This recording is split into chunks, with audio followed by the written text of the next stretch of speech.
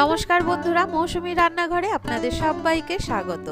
নিয়ে চলে এসেছি পাটিসাপটা রেসিপি। তো চলুন সরাসরি রান্নাঘরে চলে যাওয়া যাক। নিয়ে নিয়েছি একটি কড়াইতে সামান্য পরিমাণে জল, তার উপর আমি এখানে দিয়ে দিলাম কিছুটা পরিমাণ আখের গুড়। এই আখের গুড়ের মধ্যে আমি কিছুটা চিনি অ্যাড করে দিয়েছি। এই চিনি এবং গুড়টিকে কুক হতে দেব। এই সময়তে গ্যাসের ফ্লেমটি কিন্তু লো টু মিডিয়ামে থাকবে। এরকম ফেনার আকারে গুড়টি যখন হয়ে আসবে তখন কিন্তু গ্রেট করে নেওয়া কোকোনাট মানে নারকেলটিকে এর মধ্যে ছেড়ে দিয়ে কন্টিনিউয়াসলি নাড়াচাড়া করতে হবে। গ্যাসের ফ্লেমটি কিন্তু হাই হিটে দেওয়া যাবে না, এই সময় কিন্তু লো টু মিডিয়ামে থাকবে। যখন দেখবেন এরকম আঠালো ভাব হয়ে এসছে তখন কিন্তু এই পুরটিকে মানে নারকেলের যে পুরটি এটিকে ঠান্ডা হতে দিতে হবে। এটিকে আমি আলাদাভাবে সরিয়ে রাখছি। এখন আমি নিয়ে নিচ্ছি একটি পাত্রের মধ্যে 2 কাপ পরিমাণ চালের গুঁড়ি এবং 1 কাপ পরিমাণ ময়দা। এর মধ্যে আমি 4 চামচ গুঁড়ো দুধ অ্যাড করে দিলাম। দিয়ে দিচ্ছি আমি আমার স্বাদ অনুযায়ী পাটালি গুড়। আপনারা আপনাদের স্বাদ অনুযায়ী এখানে গুড় অ্যাড করবেন। চাইলে আপনারা চিনি দিয়েও এটিকে করতে পারেন।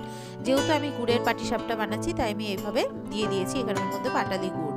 এর মধ্যে আমি লিকুইড দুধটিকে কিন্তু আমি জাল দিয়ে নিয়েছিলাম। জাল দিয়ে ঠান্ডা করে এই দুধটিকে এর মধ্যে অল্প অল্প করে দিয়ে এভাবে আমি মিক্স করব।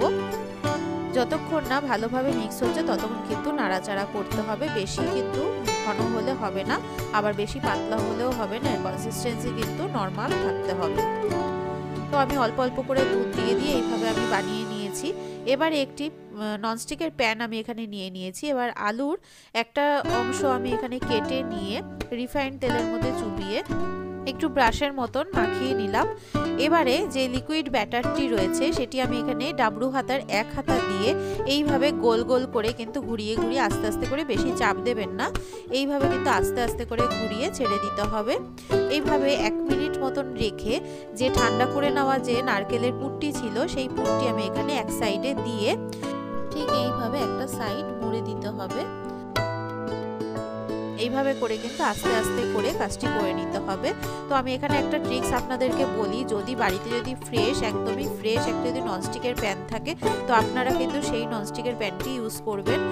আর আরেকটা জিনিস, আমি চালের গুঁড়ি ও ময়দা যে সমান অনুপাতে নিয়েছি, তো আপনারাও কিন্তু সেই সমান অনুপাতেই নেবেন।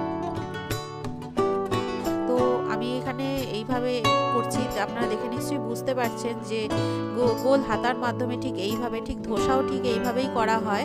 তো আস্তে আস্তে করে এই কাজটি করে নেবেন। যারা নতুন তাদের হয়তো একটু অসুবিধা হবে, তো আপনারা চেষ্টা করুন, আপনাদের নিশ্চয়ই হবে। তো আস্তে আস্তে করে এইভাবে করে নিয়ে যে পুরটি আমি দিয়ে আস্তে করে দেখুন কিভাবে আমি উল্টে নিচ্ছি। আপনারা যদি হাতের সাহায্যে করতে পারেন, তো আমি কিন্তু একটা হাতের সাহায্যে আমি করছি।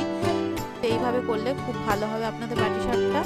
তো আপনারা বাড়িতে এইভাবে ট্রাই করুন, আশা করি আপনাদের পাটিসাপটা খুবই সুন্দর হবে। এবং আমাকে কিন্তু কমেন্ট বক্সে অবশ্যই আপনারা জানাবেন যে আপনাদের পাটিসাপটাগুলি কীরকম হচ্ছে। তো আমি কিন্তু একের পর এক এইভাবে পাটিসাপটা আমি বানিয়ে ফেলছি। তো আমার পরিবারের সদস্য সংখ্যা অনেক, তো আমি কিন্তু পাটিসাপটা অনেকগুলোই বানিয়েছিলাম। প্রত্যেকটি পাটিসাপটা কিন্তু খুবই ভালো হয়েছিল। এবং আমার দুধপুলি রেসিপিটিও রয়েছে, আপনারা চাইলে বাড়িতে ট্রাই করতে পারেন। সবাই খুব ভালো থাকবেন, সুস্থ থাকবেন। ধন্যবাদ।